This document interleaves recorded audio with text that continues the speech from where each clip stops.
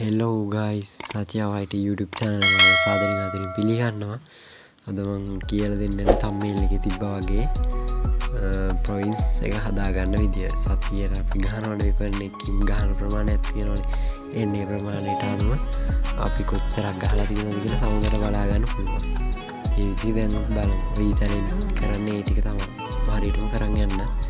මම මෙතනින් යන කතා කරන්නේ වීඩියෝ එකේ තියෙන විදිහට කරන් යන්න.